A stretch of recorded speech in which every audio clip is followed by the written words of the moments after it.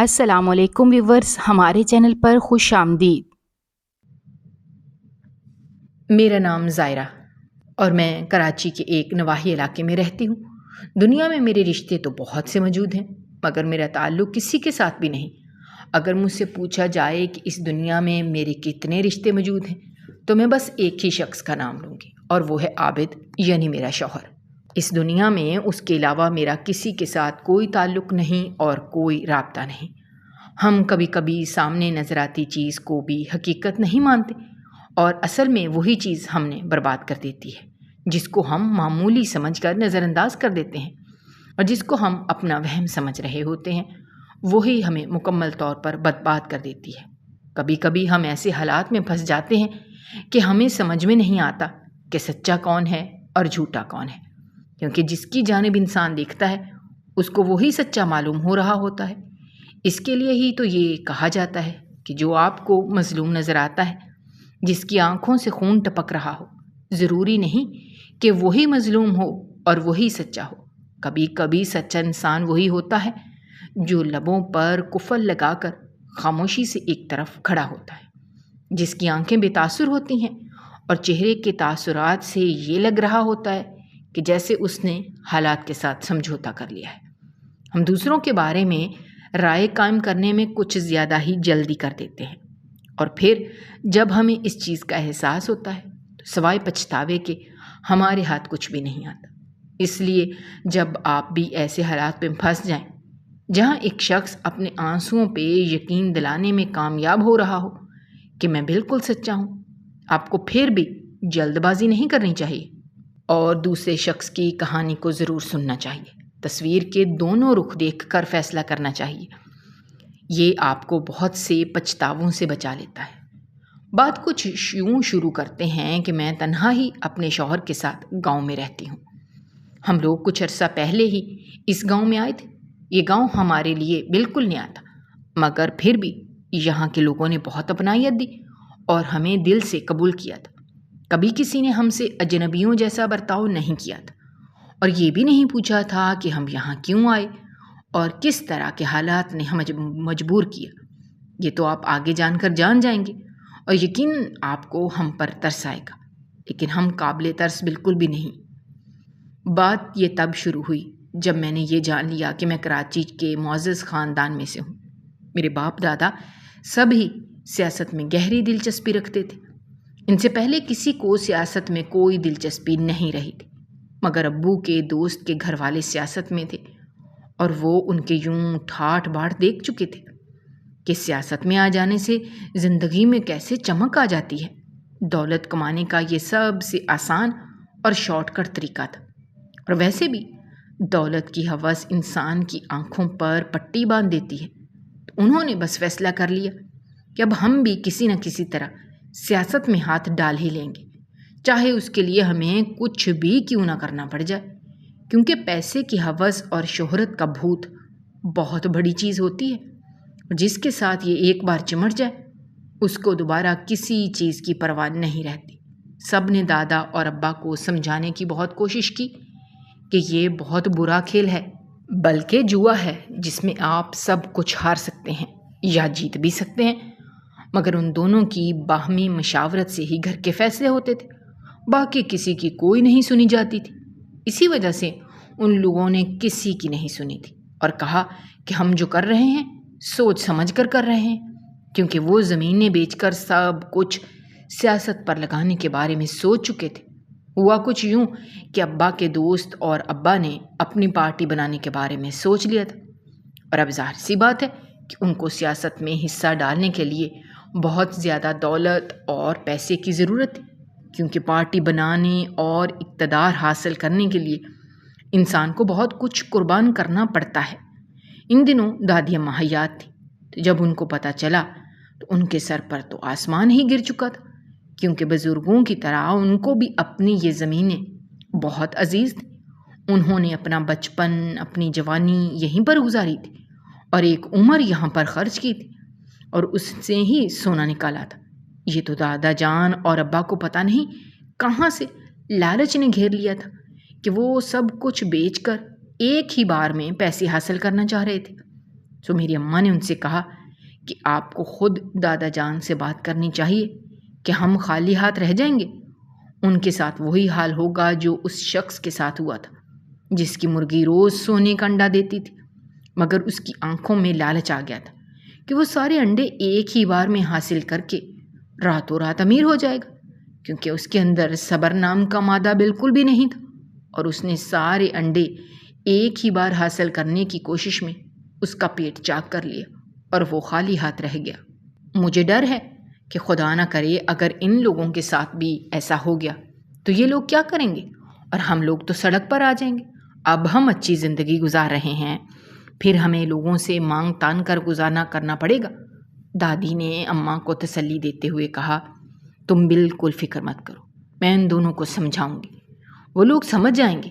ایسے کیسے بے وقوف لوگ کسی اور کی باتوں میں آ کر زمینیں بیچ سکتے ہیں کہ یہ بڑی مشکلوں کے ساتھ خریدی گئی ہیں، وراثت میں ملی ہیں، چیزوں کو یوں بیچا نہیں کرتے، یہ تو بہت بدشگنی ہو جاتی ہے۔ تو اماں نے کہا کہ آپ کو دادا جان سے بات کرنی چاہیے۔ انہوں نے کہا کہ اگر وہ میری بات سنتے تو مجھے چاہیے ہی کیا تھا۔ اماں نے مزید کہا کہ مانا کہ آپ کا شوہر آپ کی بات نہیں سنے گا، مگر آپ کا بیٹا آپ کو ضرور سنے گا، اس لیے آپ کو اپنے بیٹے سے بات کرنی چاہیے۔ اس رات ابا اور دادا جان جب سارا دن حویلی میں گزارنے کے بعد گھر آئے تو انہوں نے ابا کو بلا لیا اور کہا کہ کچھ اہم بات کرنی ہے۔ ابا نے ان سے پوچھا کہ خیریت ہے، آج آپ نے مجھے کسی خاص کام کے لیے بلایا؟ تو دادی نے کہا، ہاں، میں نے خاص کام کے لیے ہی بلایا ہے، بلکہ گزارش کرنی ہے۔ جس پر ابا نے کہا، جی اماں، آپ شرمندہ نہ کریں یہ کہہ کر، بلکہ آپ حکم کریں۔ تو انہوں نے ابا سے پوچھا کہ تم لوگ سیاست میں جانا چاہتے ہو؟ میں نے تم لوگوں کو روکنے کی کوشش کی کہ یہ بہت ہی خطرے والا کام ہے، مگر تم لوگ نہیں مانے۔ پھر میں نے سوچا کہ شاید باہر کے معاملات تم لوگ زیادہ اچھے سمجھتے ہو۔ میں نے مزید تم لوگوں کو روکا نہیں اور کسی قسم کی دخل اندازی نہیں دی۔ اس پر ابا نے سر ہلا کر ان کو دیکھا جیسے ان کی بات سے متفق ہوں کہ ہاں، ہم واقعی باہر کے حالات کو بہت اچھی طرح سمجھتے ہیں۔ دادی نے کہا، یہ زمینوں والا کیا معاملہ ہے؟ جس پر انہوں نے کہا کہ بات دراصل یہ ہے کہ ایک اچھی اور طاقتور پارٹی بنانے کے لیے ہمیں بہت زیادہ پیسے کی ضرورت ہے اور پیسہ کم پڑ رہا ہے، اس لیے ہم نے سوچا کہ زمینیں بیچ کر ہم اس کمی کو پورا کر سکتے ہیں۔ دیکھیے گا، کل ہمارا نام ہوگا، مقام ہوگا اور ہم اس سے زیادہ زمینیں خرید سکیں گے۔ ابا جان نے دادی اماں کو جیسے لالچ دینے کی کوشش کی۔ دادی نے تعصب سے ان کو دیکھتے ہوئے کہا، تم لوگ ان لوگوں کے ہاتھوں استعمال ہو رہے ہو اور اس چیز کی سمجھ نہیں آ رہی۔ جس پر ابا نے کہا، اماں، آپ کو باہر کے معاملات کا کچھ نہیں پتہ، ہم بڑا سوچ سمجھ کے یہ سب کر رہے ہیں۔ تو دادی نے سمجھاتے ہوئے کہا، تم لوگ سمجھ نہیں رہے، وہ لوگ تم لوگوں کا استعمال کر رہے ہیں اور کہہ رہے ہیں کہ ہمارے پاس لوگ ہیں، بس پیسے کی کمی ہے۔ یقین کرو وہ تم لوگوں کا پیسہ چھین کر بھاگ جائیں گے اور ذرا سی بات کو انا کا مسئلہ بنا کر تم لوگوں کو ڈبو دیں گے، کیونکہ وہ جدی پشتی سیاست میں رہے ہیں اور سیاست ایک گندا کھیل ہے۔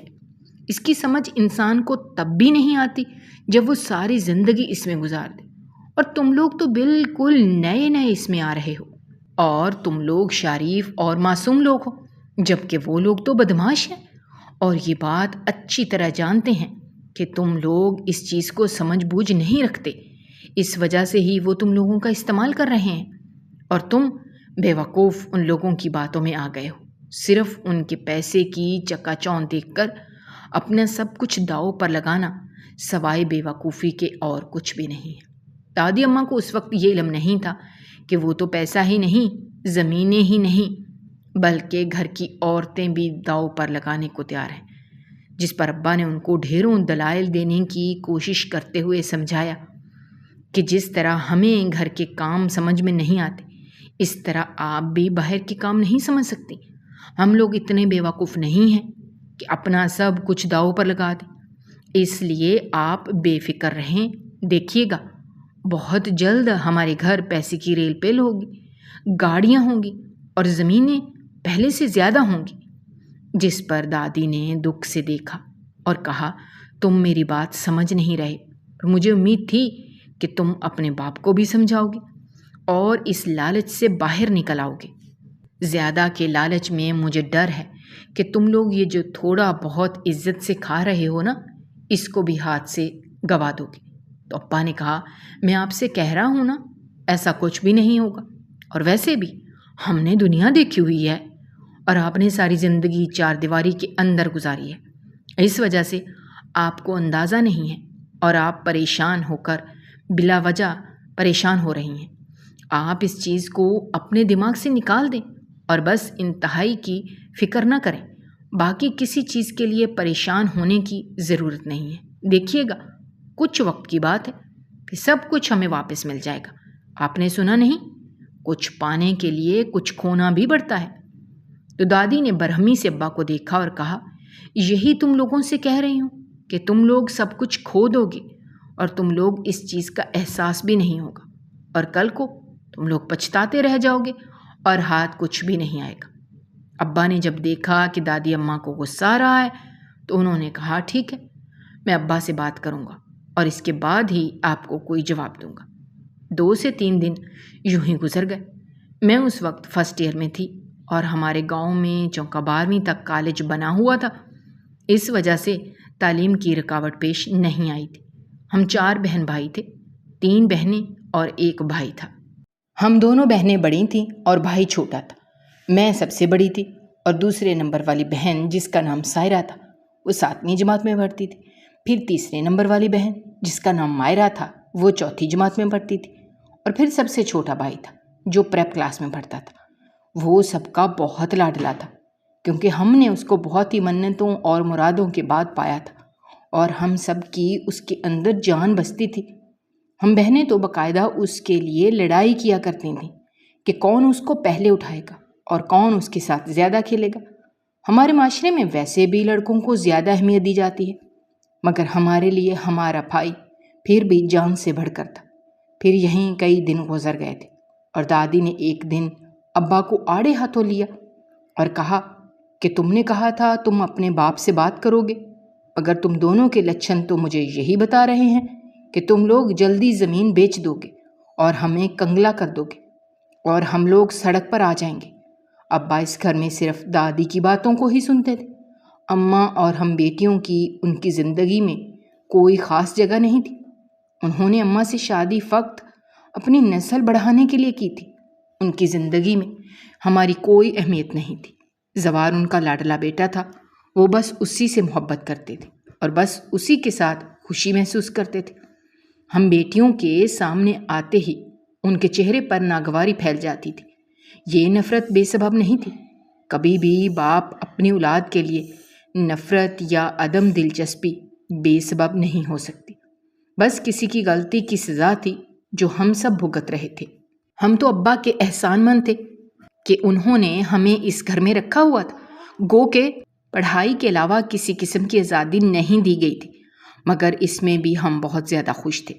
ابا تو نفرت کا اظہار نہیں کیا کرتے تھے، یعنی براہ راست وہ یہ نہیں کہتے تھے کہ انہیں ہم سے نفرت ہے۔ شاید وہ بات تھی اس لیے ان کو ہم سے کبھی نفرت نہیں ہو سکتی تھی۔ وہ ہم سے دور رہ سکتے تھے مگر ہمارے وجود کی نفی نہیں ہو سکتی تھی، کیونکہ باپ کبھی بھی اپنے جگر کے ٹکڑوں سے نفرت نہیں کر سکتا۔ مگر دادا جان ایسا کہنے سے باز نہیں آتے تھے۔ ان کی موجودگی میں ہم بہنیں ان کے سامنے جا ہی نہیں سکتی تھیں۔ ہمیں ہر حال میں اپنے کمرے میں قید رہنا پڑتا تھا، چونکہ دادا جان کو لڑکیوں سے شدید نفرت تھی اور ہم بہنوں کو وہ ایک آنکھ بھی دیکھنا پسند نہیں کرتے تھے۔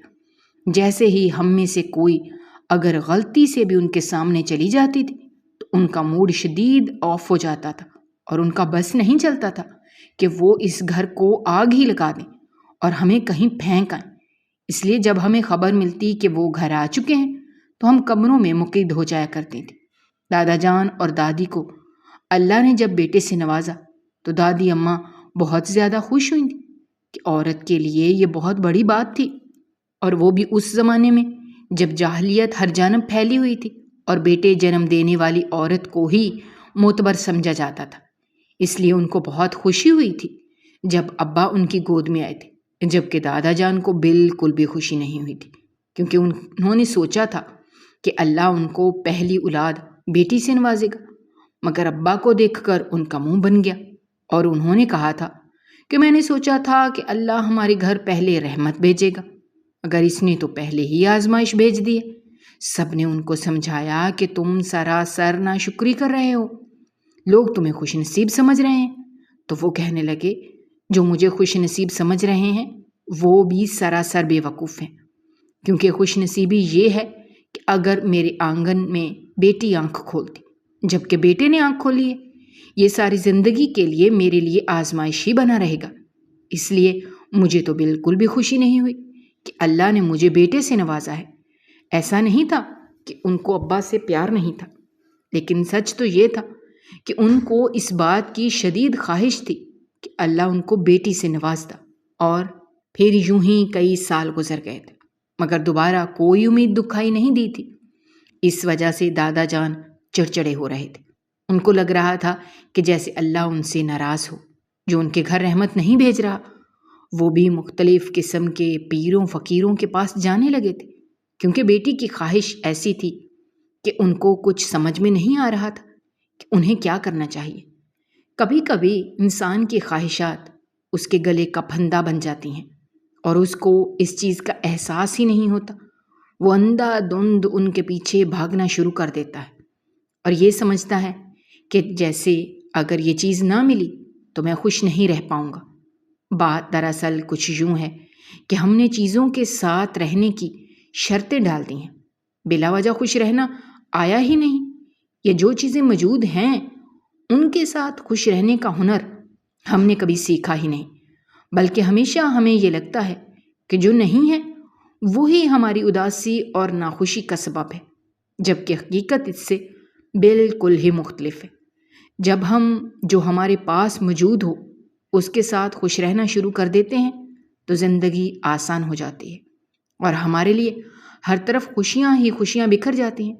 مگر مسئلہ یہ ہے کہ ہم اس چیز کا احساس نہیں کرتے، جس چیز کی ہم ناقدری کر رہے ہیں اور ناشکری کر رہے ہیں۔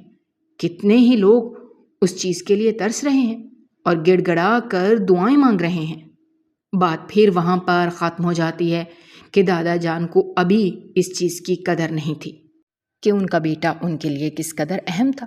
وہ خود ذمہ دار تھے، محنت کر کے کماتے تھے اور کبھی حج یا عمرہ کا خیال نہیں آیا تھا، مگر جب ایک خواہش حسرت میں بدل رہی تھی اور پوری ہوتی نظر نہیں آ رہی تھی تو ان کو لگا کہ اب مجھے عمرہ کرنے کے لیے جانا چاہیے تاکہ وہاں جا کر میں یہ دعا گڑ گڑا کر مانگ سکوں۔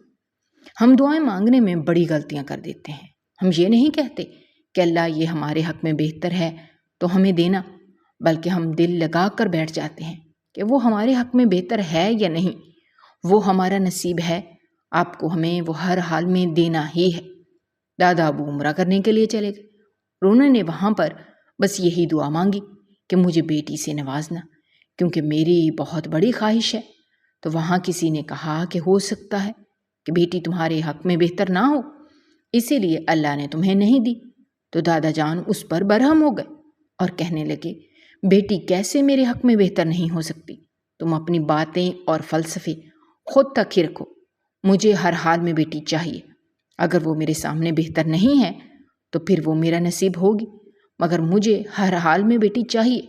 اس کے بعد وہ واپس آ گئے اور کہا کہ دیکھنا، جلد ہی اللہ مجھے بیٹی کے ساتھ نواز دے گا، اور ایسا ہی ہوا۔ چند ماہ بعد اللہ تعالیٰ نے ان کے آنگن میں بیٹی کا پھول بھیج دیا۔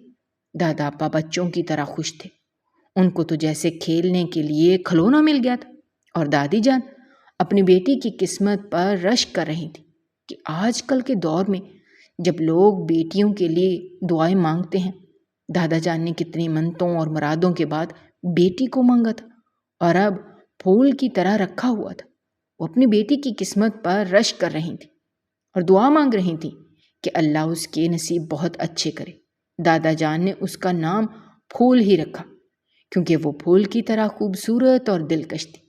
دادا جان کی آنکھوں کی ٹھنڈک اور دل کا سکون تھی۔ وقت گزرتا جا رہا تھا اور دادا جان نے ان کو ہتھیلی کا چھالا بنا کر رکھا ہوا تھا۔ کبھی کبھار دادی جان اس بات پر برہم ہو جایا کرتی تھی کہ اتنا پیار نہیں دینا چاہیے، اس طرح اولاد بگڑ جاتی ہے۔ مگر دادا جان کہتے تھے کہ اولاد تب بگڑتی ہے جب اس کو پیار کی کمی ہو۔ جب میری بیٹی کو کوئی کمی ہی نہیں ہوگی تو اس کے بگڑنے کا سوال ہی پیدا نہیں ہوتا۔ مگر دادی کو جانے کیوں ہر دم یہی وہم لگا رہتا تھا کہ کہیں ان کی بیٹی کوئی غلطی نہ کر دے۔ دادا جان نے پھپھو کو بیجا آزادی دے رکھی تھی اور یہی بات دادی کو کھٹکا کرتی تھی۔ ان کا کہنا تھا کہ ہر چیز حد میں اچھی لگتی ہے، جبکہ دادا جان اپنی بیٹی کے معاملے میں ہر حد کراس کرتے جا رہے تھے، ہر اصول توڑتے جا رہے تھے۔ جبکہ عام ماؤں کی طرح دادی کو یہی وہم لاحق رہتا تھا کہ ان کی بیٹی اس بے لوث اور بے غرض محبت کا ناجائز فائدہ نہ اٹھا لے، کیونکہ وہ ناسمجھ تھی، اور ناسمجھی میں انسان بہت غلطیاں کر دیتا ہے اور بہت ہی گستاخیاں ہو جاتی ہیں، جس کا خمیازہ انسان کو ساری زندگی بھگتنا پڑتا ہے۔ کیونکہ انسان غلطی ایک کمزور لمحے میں کرتا ہے، مگر اس کی سزا پھر اس کو ساری عمر کے لیے ملتی ہی رہتی ہے، اور ساری عمر کے لیے اس کو کمزور کیے رکھتی ہے۔ اس لیے ہر چیز حد میں ہی اچھی لگتی ہے، کیونکہ جب چیز اپنی حدود کراس کرنے لگتی ہے تو انسان بس خساروں کی جانب چلا جاتا ہے، اور ساری زندگی کے لیے بس غم ہی اس کی جھولی میں رہ جاتے ہیں۔ اور ماؤں کو تو ویسے بھی الہام ہو جایا کرتے ہیں۔ ہوا کچھ یوں کہ پھپھو نے جب جوانی کی دہلیز پر قدم رکھے تو کئی سراہنے والے نامحرم ان کی جانب آ گئے۔ پہلے تو ان کو ڈر لگتا تھا کہ اگر ابا کو علم ہو گیا یا بھائی کو پتہ چل گیا تو وہ جان سے مار دیں گے۔ مگر پھر ایک شخص ایسا ان کی زندگی میں آیا جس نے ان کی تعریف کچھ اس انداز میں کی کہ وہ بہک گئیں۔ باپ سے کیا گیا عہد و پیمان ٹوٹ گیا۔ باپ کی محبت کے اوپر کسی اور کی محبت حاوی آنے لگی تھی کہ باپ کی محبت کہیں معدوم ہوتی نظر آ رہی تھی، ورنہ ایک زمانہ تھا کہ ان کو لگتا تھا کہ وہ اس دنیا کی سب سے زیادہ خوش نصیب عورت ہیں، جن کا باپ ان کو اتنا چاہتا ہے کہ شاید ہی کسی باپ نے اپنی بیٹی سے اتنی محبت کی ہوگی۔ سب ان کی قسمت پر رشک کیا کرتے تھے کہ وہ اتنی خوش نصیب تھی کہ اس کا باپ اس سے اتنی محبت کرتا تھا کہ وہ جو خواہش زبان پر لاتی تھی بلکہ زبان پر لانے کی ضرورت ہی نہیں پڑتی تھی، اس کی خواہش بن کہے ہی پوری کر دی جاتی تھی۔ ان کے ابا نے ان کو اتنا چاہا تھا کہ شاید انہوں نے دوبارہ زندگی میں کبھی کسی سے محبت نہیں کرنی تھی، شاید اسی لیے یہ ہو رہا تھا۔ ان کی زندگی میں آنے والا شخص نادر بہت ہی چالاک اور عیار قسم کا مرد تھا، اور اس نے پھپھو کو پھنسانے کے لیے جال ڈال دیا تھا۔ ان کی اتنی تعریفیں کیں کہ ان کو اتنی محبت دینے کی کوشش کی، اور ویسے بھی حرام میں بہت زیادہ لذت ہوتی ہے، اور اسی لذت کی وجہ سے پھپھو حق اور حلال کی محبت کو بھولنے لگی تھی۔ حرام کی لذت کچھ زیادہ ہوتی ہے مگر اس میں سکون نہیں ہوتا، مگر پھپھو نے فی الحال لذت کو چن لیا تھا اور سکون کو چھوڑ دیا تھا، اور وہ نادر سے ملنے لگی تھی۔ چھپ چھپ کر اس سے ملنا ان کے لیے مشکل نہیں تھا، کیونکہ گھر والے ان پر یقین کرتے تھے کہ وہ جہاں کہہ کر جاتی ہیں وہاں پر ہی جاتی ہیں، مگر ان کو کیا پتا تھا کہ وہ اب ان کی آنکھوں میں دھول جھونک رہی ہیں اور کسی اور کے لیے سکون کا باعث بن رہی ہیں۔ اور جب یہ ملاقاتیں بڑھنے لگیں اور ایک دوسرے کے بغیر نہ رہے جانے کے وعدے ہونے لگے، پھپھو کو خود علم نہیں ہوا تھا کہ کیسے اس شخص نے ان کے حواسوں پر اپنا جادو قائم کر دیا تھا۔ وہ کچھ اور سوچنے کے قابل ہی نہیں رہی تھی۔ ان کو نادر کے علاوہ کچھ نظر ہی نہیں آتا تھا۔ کچی عمر کی محبتوں کے جنون بھی کچھ زیادہ ہی ہوتے ہیں۔ وہ اس سے شادی کرنا چاہتی تھی، مگر ان کو اتنا بھی علم تھا کہ نادر انتہائی نکھٹو قسم کا آدمی تھا، اور گھر والے کبھی بھی اس سے شادی نہیں کریں گے۔ اور ویسے بھی وہ جتنی لاڈلی ابا کی تھی تو ان کو معلوم تھا کہ وہ کبھی بھی گھر والے اس شادی کے لیے نہیں مانیں گے، اور اگر انہوں نے گھر میں بات کر دی تو اس کا مطلب ہے کہ ساری زندگی کے لیے ان کو نادر سے محروم رہنا پڑ جائے گا، کیونکہ گھر والے بہت محتاط ہو جائیں گے اور ان کا باہر آنا جانا بند کر دیں گے۔ یوں ساری زندگی کے لیے نادر ان سے چھن جائے گا، اور پھر بہت زیادہ سوچنے سمجھنے کے بعد انہوں نے وہ انتہائی قدم اٹھانے کے بارے میں سوچ لیا کہ وہ اس کے ساتھ بھاگ جائیں گی اور نکاح کر لیں گے، جب انہوں نے اس چیز کے بارے میں نادر کو بتایا تو پہلے تو وہ ڈر گیا اور کہنے لگا کہ تمہارے ابا اتنے اثر و رسوخ والے ہیں تو ہمارے لیے بہت مسئلہ ہو جائے گا، کیونکہ اتنا علم ہے کہ ہم کہیں چھپ کر نہیں رہ سکتے۔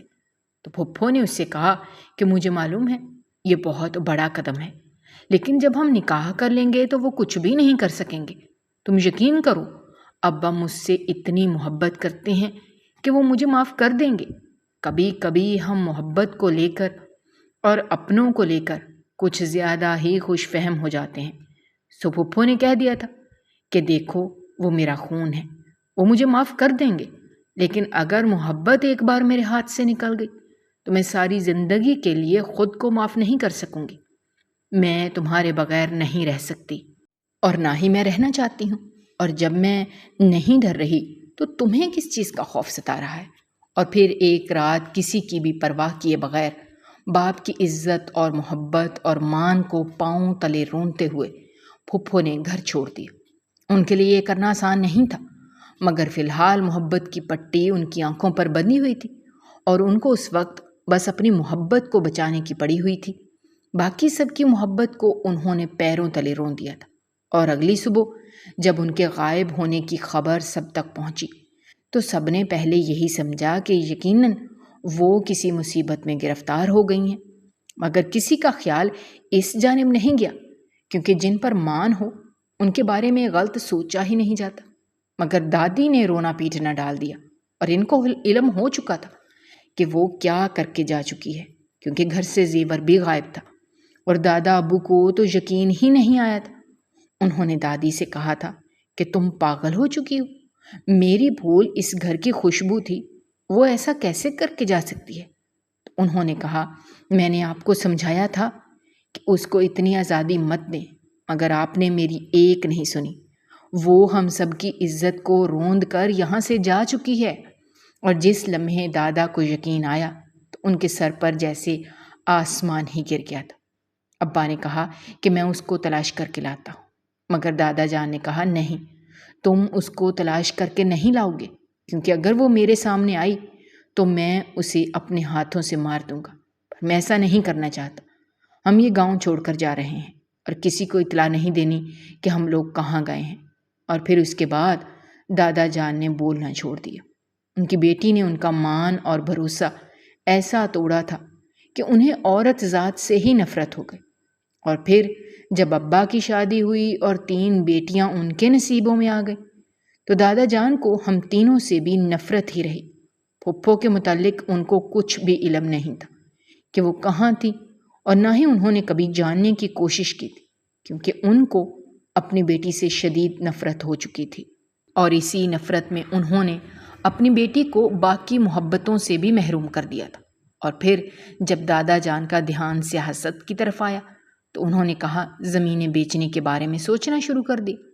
اور پھر دادی کا پیغام سن کر دادا ابو نے کہا کہ عورت کا مکل ہوتی ہے، اس کو کچھ علم ہی نہیں ہوا، اس لیے ان کی باتوں میں مت آؤ۔ یہ سن کر دادی خاموش ہو گئی تھی۔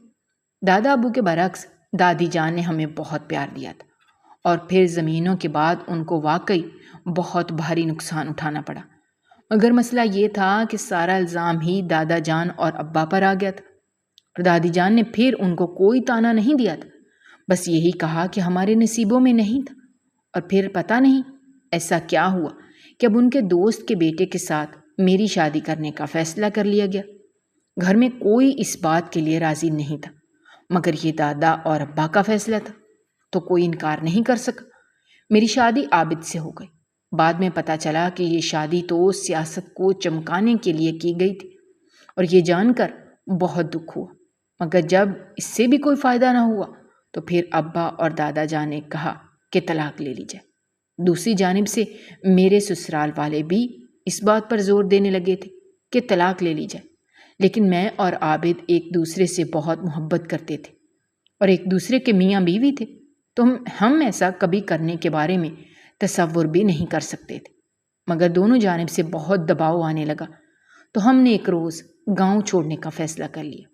میں جانتی تھی کہ اس سے میرے دادا جان اور ابا کو بہت دکھ ہوگا، مگر میں اپنے شوہر کو نہیں چھوڑنا چاہتی تھی، وہ بھی تب جب اپنے گھر والوں سے وہ میری خاطر لڑائی کر رہا تھا اور اسے گاؤں میں آ کر رہنے لگے، جس گاؤں کو دادا جان لوگوں نے چھوڑا تھا۔ وہاں ایک حکیم تھا جس کے ہاتھ میں بہت شفا تھی۔ سارا دن اس کے ارد گرد عورتوں کا جھمکٹا لگا رہتا تھا، مگر وہ کبھی کسی عورت کی جانب آنکھ اٹھا کر نہیں دیکھتا تھا۔ گاؤں میں ایک گھر میں ایک اکیلی عورت رہا کرتی تھی۔ ایک دن گاؤں والوں نے حکیم کو اس کے گھر سے نکلتے ہوئے دیکھ لیا تو سب نے اس عورت کو بدکار کہنا شروع کر دیا، اور اس سے پہلے کہ سب اسے مارتے وہ عورت گھر سے نکلی اور اس نے ایک ایسی بات کہی کہ سب کے سروں پر آسمان گر گیا۔ اس نے کہا کہ میں پھول ہوں، یعنی کہ کچھ سال پہلے پھول پھپھو کا انتقال ہو چکا تھا، اور گاؤں والے یہ سب بات اچھی طرح جانتے تھے، مگر جب اس نے چہرے سے نقاب ہٹایا تو وہی تھی، اور سب ڈر کر بھاگ گئے کہ وہ عورت کے روپ میں شاید کوئی بھوت تھی۔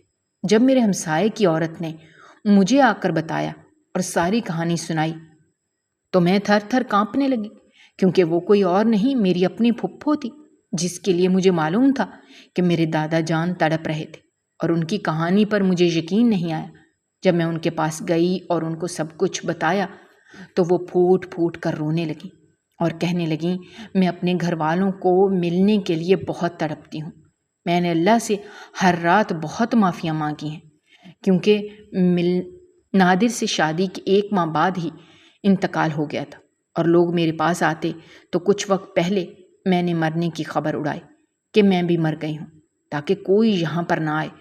مگر یہ حکیم مختلف گاؤں میں جاتا تھا تو وہاں سے اماں اور ابا کی خبر لے کر آتا تھا، اور ابا مجھے یہاں یہی بتانے آ رہا تھا کہ وہ کیسے ہیں، کیونکہ مجھ میں اتنی ہمت نہیں تھی کہ میں ان کے پاس جاتی۔ لیکن میں نے ان سے کہا کہ ہم واپس چلتے ہیں، اور جب ہم واپس گئے تو دادا جان نے مجھے اور پھپھو کو ساتھ میں دیکھ کر فوراً گلے سے لگا لی اور ہم سے معافی مانگنے لگے اور پھوٹ پھوٹ کر رو پڑے۔ ہم اپنوں سے ڈر کر اپنوں سے دور رہنے لگتے ہیں، کبھی ہم ان کے پاس جائیں تو وہ ہمیں معاف کر دیتے ہیں۔ پھپھو نے کہا کہ میری ساری زندگی سزا ہو گئی، میں پچھتاتی رہی، یہ ایک غلطی کی سزا مجھے ساری عمر کے لیے ملتی رہی۔ مگر اس کے بعد دادا جان نے مجھے اور پھپھو کو معاف کر دیا اور کہا کہ تم عابد کے ساتھ رہو، ہمیشہ خوش رہو، میں تمہیں کبھی کچھ نہیں کہوں گا۔ باقی سب کی زندگی آسان ہو گئی تھی، اور دادا کو بھی آپس میں سب خوشی سے رہنے لگے تھے۔ ہم لڑکیوں کو ہمیشہ چاہیے کہ کبھی بھی اپنے والدین کی عزت روند کر اپنی محبت کے پاس مت جائیں، کیونکہ ایسا کرنے والے بس پچھتاوے ہی سمیٹتے ہیں۔ اگر آپ کو ہماری کہانیاں پسند آ رہی ہیں تو ہمارے چینل کو سبسکرائب کیجیے، ویڈیوز پر کمنٹ کیجیے اور شیئر کیجیے۔ شکریہ۔